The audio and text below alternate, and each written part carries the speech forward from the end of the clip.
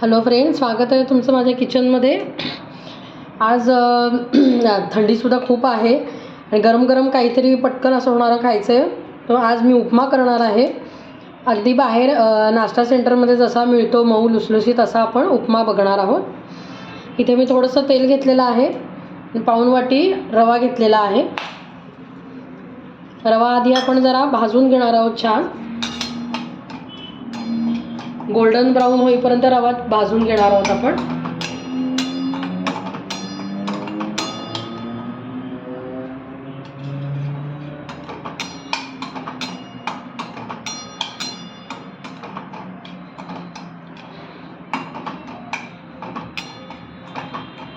जाड बारीक तुम्ही कुठलाही रवा घेऊ शकता। मी इथे जाड रवा घेतलेला आहे।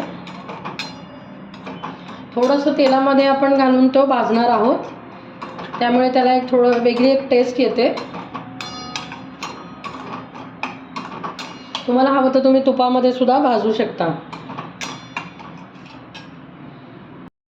आपला रवा छान भाजून झालेला आहे गोल्डन ब्राऊन। आता आपण उपीट करायला घेऊया। तेल आपलं चांगलं तापलेलं आहे, त्यामध्ये मी अर्धा चमचा जिरं घातलंय।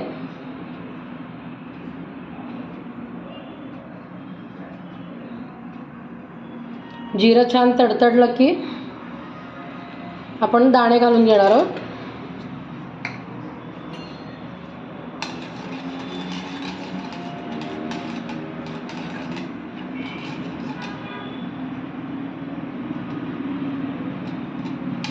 दाणे छान तळून घेणार आहोत आपण तेलामध्ये।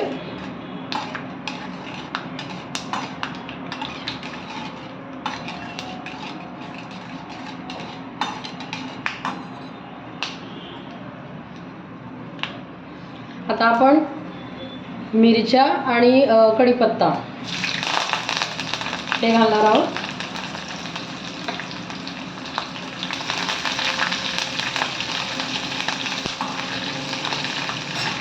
थोडी कोथिंबीर घालणार आहोत।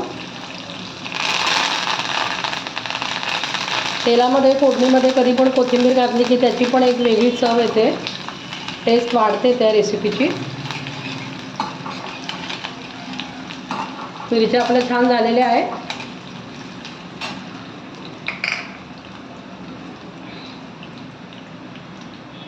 आता आपण कांदा घालून घेऊया।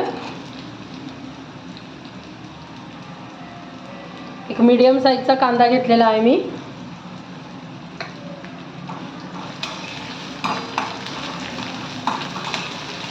आणि एकीकडे गरम पाणी पण करून घेतलेलं आहे। उपमासाठी फारही उकळलेलं पाणी किंवा अगदीच कोमट पाणी असं नाही चालत।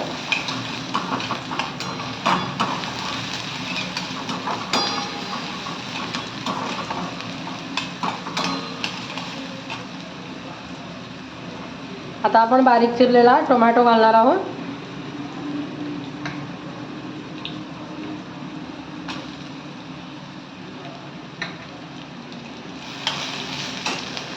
आणि मीठ घालून घेणार आहोत, जेणेकरून आपला टोमॅटो आणि कांदा हा पटकन शिजेल। चवीप्रमाणे मीठ घालणार आहोत आणि साखर घालणार आहोत।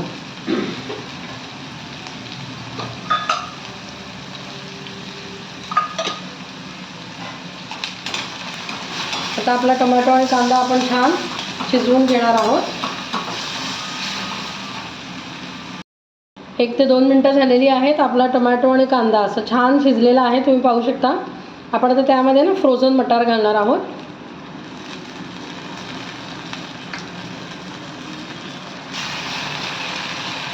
फ्रोझन मटार शिजायला काही वेळ लागत नाही।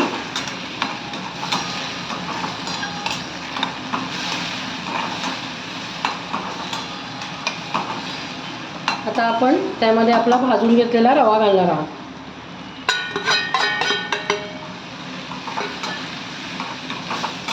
छान मिक्स करणार आहोत आणि मग आपण पाणी घालणार आहोत।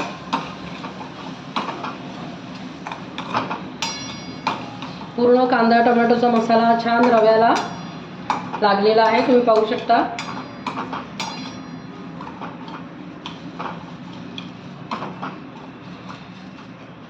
आणि आता आपण याच्यामध्ये गरम पाणी घालणार आहोत.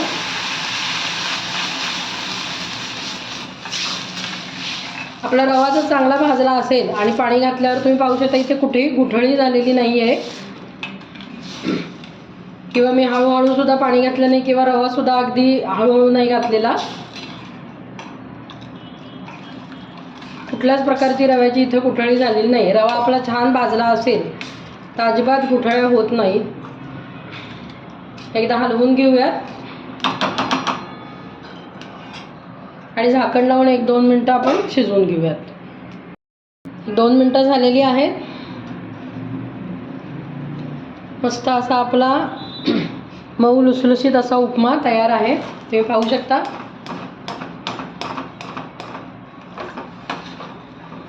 आपण आता हा डिशमध्ये काढून घेऊयात.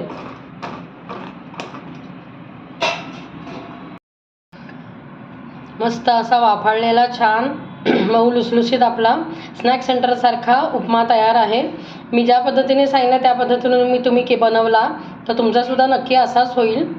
वरून आता आपण कोथिंबीर घालणार आहोत, बारीक शेव घालणार आहोत, बाहेर जसं आपण खातो, आणि एक लिंबाची फोड. तुम्हाला माझे रेसिपीज आवडत असतील तर प्लीज चॅनलला लाईक करा, शेअर करा, सबस्क्राईब करा, बेल बटन दाबायला विसरू नका. Thank you so much.